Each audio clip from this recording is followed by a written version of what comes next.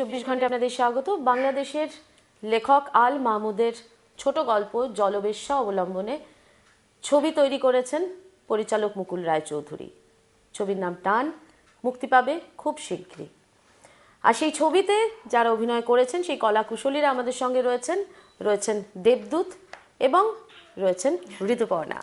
তোমাদেরকে স্বাগত 24 ঘন্টায়। এই জলবেশ্যা যে গল্পটাকে নিয়ে এই ছবিটা মুকুলদা বানিয়েছেন, এই কনসেপ্টটা আমাদের দেশে কিন্তু খুব প্রচলিত নয়, জলবেশ্যা কনসেপ্টটা। তো এইটা যখন প্রথম অ্যাপ্রোচ করা হলো ঋতুকে যে এইটা চরিত্রের জন্য বা এই ছবির জন্য, তো কি মনে হয়েছিল, মানে কিভাবে, মানে প্রথমে কি মনে হলো, কিভাবে ডিরেক্টরের সাথে কাউন্টারটা হয়েছিল? আসলে মুকুলদা এই কনসেপ্টটা নিয়ে আমার কাছে বেশ কিছুদিন আগে কথা বলতে শুরু করলো।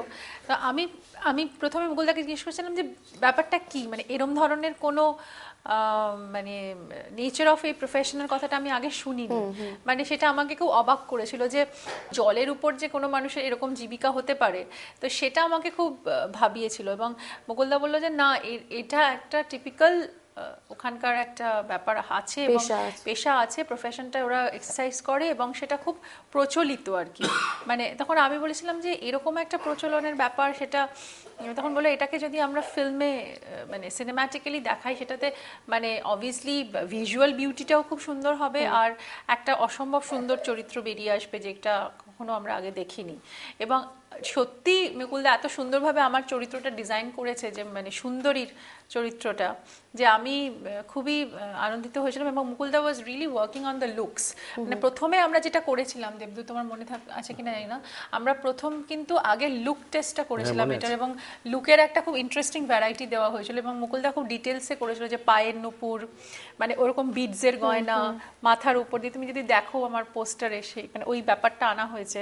তারপর একটু জিপসি ধরনের চেহারা, তারপর খুব একটু ডার্ক লিপস্টিক, একটু থ্যাবড়ানো কাজল, কাচের চুড়ি, মানে পুরো চেহারাটা আস্তে আস্তে গড়ে তোলা হয়েছে। চেহারাটা আস্তে আস্তে একটা, তারপরে গামছা বাঁধা, মানে একটা না বাংলাদেশের মেয়েদের একটা যে গামছা বেঁধে সবসময় তাদের মানে চেহারার মধ্যে একটা গামছা বাঁধার ব্যাপার থাকে, তো ওইটা মুকুলদা খুব গামছাটাকে ব্যবহার করে, তার গামছাটাকে ব্যবহার করে। ইনফ্যাক্ট আমাদের যেটা এটা কি বিবি রাসেলের গামছা ছিল? ওনার তো ওটা একটা মানে কি বলবো সিগনেচার ব্যাপার। আর একটা হচ্ছে যে এটা তুমি যদি দেখো যে আমাদের যেটা অডিওর যে লেআউটটা করা হয়েছে, সেটা ওইরকমই গামছা বেঁধে মেয়েটার ছবিটা আছে। তো ফলে সেই জিনিসটা আমার খুব ভালো লেগেছিল, যে এই যে বাংলার শ্যামলিমা বা মানে এই চরিত্রটাকে, এই পালসটাকে ফুটিয়ে তোলা। তোমার যদিও এই প্রশ্নটা আমার মুকুলদাকে করাটাই বেশি উচিত, কারণ তিনি ঠিক উত্তরটা দিতে পারবেন, তাকে পেলে ডেফিনেটলি করে নেব। তাও আপাতত তোমরা আছো, তোমাদের কাছে আমি জানবো যে ঋতু, তোমার যেরকম চেহারা সেটা সো কল্ড বাঙালির মতো চেহারা নয়। হ্যাঁ, তুমি তোমার হাইট বলো বা তোমার চোখের রং বলো বা তোমার গ্ল্যামার সব মিলিয়ে, তার মানে তোমাকে তো প্রচণ্ডভাবে ভাঙতে হয়েছে এই চরিত্রটাতে নিজেকে পুট করার জন্য। তো সেই প্রস্তুতিটা কিরকম ছিল? আমার কাছে সেটা খুব নর্মাল। মানে আমি কখনো মনে করি না যে আমি ভীষণ ভাবে কোনো কিছু করছি, কারণ আমার মনে হয় চরিত্রের জন্য মানে যদি আমাকে অনেক রকম ভাবে নিজেকে ভেঙে চুরে একরকম ভাবে আনতে হয়, সেটাই বোধহয় সেটা নর্মাল আমার কাছে। ওষুধের শিশির গায়ে যে ইজিলি সলেবল। হ্যাঁ, ঋতু বোধহয় আমাদের দেশে সেরকম একজন বিরল অভিনেত্রী, যে কোনো চরিত্রের সঙ্গে খুব একদম একদম। তো ফলে আমি দেবদূত আমাকে খুব বেশি ভালোবাসে, তাই খুব বেশি প্রশংসা করে। তো আমার কথাটা হচ্ছে না, তুমি ওইটা বলছো না, যেটা সেটা হচ্ছে যে নাচ, তারপর কথা বলাটা, বিশেষ করে ভাষাটা, বাচন ভঙ্গিটাকে একেবারে বদলেছিলাম। আর মুকুলদা যেটা বলেছিল যে আমার হাঁটা চলাগুলোকে বদলাতে, কারণ ওই যে ওই পলিশটাতে এই মেয়েটার মধ্যে একেবারেই নেই। আর পুরো ওই নৌকায় থাকা একটা মেয়ে, মানে তার জীবিকাটাই ওটা, এবং সেখানেই সে বটি দিয়ে তরকারি কাটছে, সেখানেই সে চোখে কাজল লাগাচ্ছে, তারপরে লিপস্টিক লাগাচ্ছে, উল্কি আঁকছে। ফলে পুরো জিনিসটার মধ্যেই যেন একটা কোথাও খুব মানে আনকেপ্ট একটা ব্যাপার, মানে ডিজেবলড একটা ব্যাপার ছিল। মানে জলেই সে ভাসমান, মানে তার জলেই সে জীবনটাই ভাসমান। এবং ভাসমান, সেই দেখাচ্ছে যখন মাটিতে পা পড়লো কই। এক্স্যাক্টলি, মানে মানে জল থেকেই তার ইন্ট্রোডাকশন হচ্ছে, সে জল থেকে উঠছে, কখনো সে লাল পাড় সাদা শাড়ি পরার চেষ্টা করছে, এবং যখন ফটোগ্রাফার মানে যে ছেলেটি আসে ওইখানে রিসার্চ করতে, সে আসছে যে ছবিটা তুলছে, তখন তার দিকে সেইভাবেই তাকাচ্ছে, এবং মানে সে হেসে কুটিপাটি হয়ে যাচ্ছে, মেয়েটা যে ছেলেটা কি বলছে বুঝতেই পারছে না। ওই ইনোসেন্সটাও ওই চরিত্রর মধ্যে ছিল, সেটাও একটা খুব ইন্টারেস্টিং ব্যাপার, যে এইভাবেও তাদের জীবন কাটানোর পরেও ভেতরকার যে একটা ইনোসেন্স থাকে এই মেয়েদের, সেটাও কিন্তু দেখানো হয়েছে এই ছবিতে। দেবদূতের চরিত্রটা এখানে কি, মানে কোন সিগনিফিকেন্ট নিয়ে আসছে? আমি এখানে জন বলে একটি চরিত্র করেছি, যার নাম হয়তো নিরঞ্জন, মানে সেটা একটু ইমপ্লয়েড আছে যে ও নর্থ ক্যালকাটার একটা ছেলে। এই গল্পটা একটা বিরাট বিস্তার আছে। নর্মালি আমরা সম্পর্ক দেখি শহরের সঙ্গে শহরের ছেলে মেয়ের সম্পর্ক হলো, অথবা শহরের সঙ্গে একটা গ্রামের মেয়ের, শহরের ছেলে গ্রামের মেয়ে, এরকম সম্পর্ক হলো।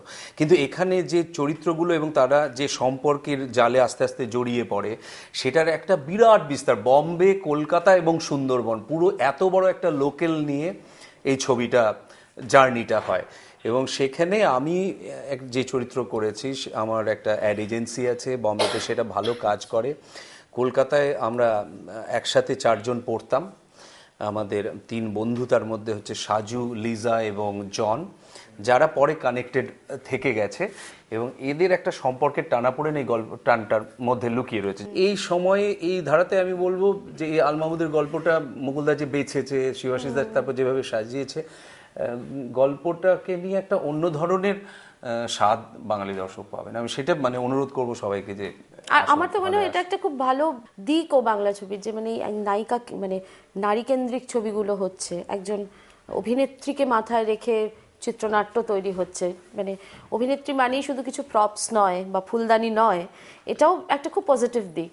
ঋতু, সে তো সুচিত্রা সেনের সময় থেকেই প্রমাণিত হয়ে এবং গেছে। সুচিত্রা সেন যে না, মাঝখানটা আমরা অন্যরকম কথাতেও দেখেছি। আসি, মানে যদি দেখি তাহলে সুচিত্রা সেন একটা খুব ইন্টারেস্টিং মুভমেন্ট তৈরি করেছিলেন, সেইটা একদম। কিন্তু একটা মানে সেটা নজির উনি তখনকার দিনেই রেখে গেছেন।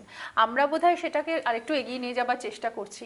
আবার আমরা একটু হ্যাঁ, আমি সেটাই ঋতুপর্ণাতে বলছি, চলে আসি। আমি টানের কথাতে ফিরে আসছি, যে আমি সেজন্যই বলছিলাম যে মানে অভিনেত্রী হিসেবে তো অবভিয়াসলি প্রত্যেকটা দিন আমার মনে হয় যে আজকে এই সময়টা বোধহয় চ্যালেঞ্জের মুখোমুখি হওয়ারই সময়, এবং আমরা সবাই নিজেদের মতো করে চেষ্টা করছি যে আরো অনেক নতুন কিছু, যেটা আমরা মানুষকে, কারণ এখন না মানুষের কাছে এত কিছু, সবকিছু অ্যাভেলেবল, মানে তুমি নেট থেকে বলো, তার মানে এক্সপোজারতে সবকিছুর মধ্যে এত কিছু মানুষ মানে হাতের কাছে পেয়ে যায়, যে সেখানে আমাদের পরিশ্রমটা বা আমাদের কাজটা আরো বেশি দুষ্কর হয়ে ওঠে। দেবদূত বলতে পারবে এটা ভালো করে, দেবদূত নিজে একজন পরিচালক। টান করতে গিয়ে যেটা আমার মনে হয়েছে, যখন আমার চরিত্রটা নিয়ে মুকুলদা, শিবাশিসদা আমাদের একটা ব্রিফ দিয়েছিল আলাদা, তখন ওই জগৎটা না আমি খুব চিনি। আমি অনিক দত্তর সঙ্গে কমার্শিয়াল করেছি অনেকগুলো,